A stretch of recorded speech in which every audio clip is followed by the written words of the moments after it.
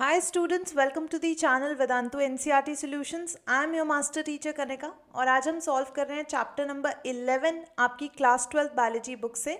Name of the chapter is organisms and populations, right. तो ये सबसे फर्स्ट चैप्टर है आपकी इकोलॉजी यूनिट का. क्वेश्चन नंबर 2 आज हम सॉल्व करेंगे.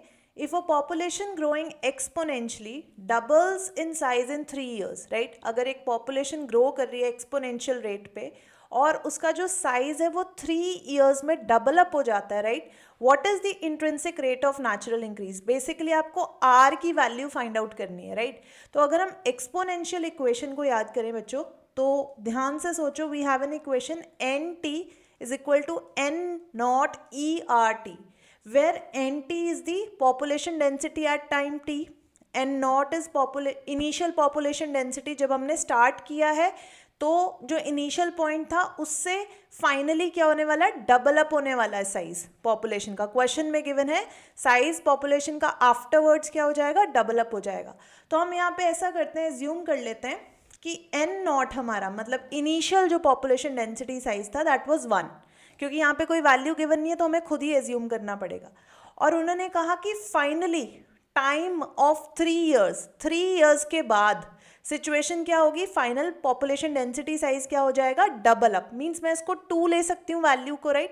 N T I can take 2 because double हो रही है वैल्यू, राइट. थोड़ा सा मैथ्स लगाना पड़ेगा यहाँ पे. और रही बात ई की वैल्यू की, राइट. तो e that is base of natural logarithm, right. 2.71828 करके कुछ वैल्यू होती है, राइट. और इसके अलावा हमें आर की वैल्यू फाइंड आउट करनी है.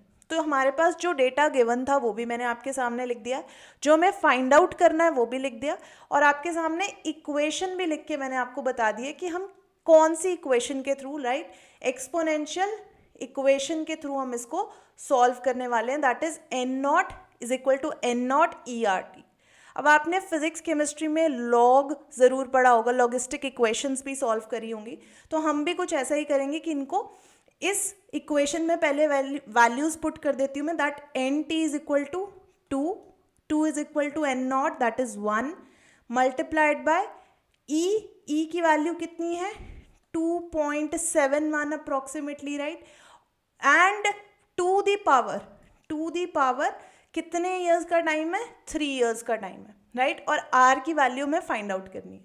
तो अब हम क्या करेंगे, इसको लॉगिस्टिक इक्वेशन में चेंज कर लेते हैं. We'll converted it to logistic equation.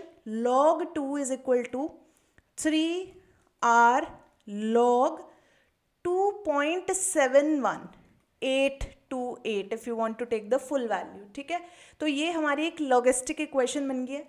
अगर आपने लॉग टेबल पता है तो आपको log 2 की वैल्यू पता होनी चाहिए. That is approximately equal to 0.3010, right, is equal to 3r log 2.71 किसके बराबर है, इसकी भी वैल्यू आपको निकालनी पड़ेगी from the log table. That is equal to 0.4343, right. तो ये हमारे पास एक इक्वेशन आ गई है. तो इससे हम r की वैल्यू कैलकुलेट करके फाइंड आउट कर लेंगे, right. 0.3010, right, divided by 3 into 0.4343.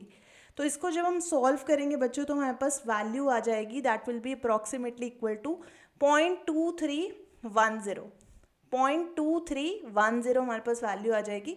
Means हमारा जो intrinsic rate of natural increase है that is approximately equal to 23.1%.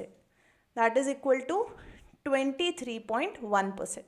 So I hope बच्चों आपको समझ में आया. एक्सपोनेंशियल इक्वेशन के थ्रू हम intrinsic rate of natural increase that is R की वैल्यू कैसे फाइंड आउट करेंगे. इसके लिए आपको लॉग टेबल आना बहुत ज़रूरी है, और वो आपने फिजिक्स केमिस्ट्री में डेफिनेटली लॉग वैल्यूज़ पता है आपको, आपने याद करी होंगी. तो आप इजीली इस इक्वेशन को सॉल्व कर सकते हैं. तो ये था आपका question number 2 from the NCERT back exercise of organisms and populations. I hope आपको समझ में आया. If it is so, hit the like button, share the session with your friends and remain subscribed to channel Vedantu NCERT Solutions. See you, take care.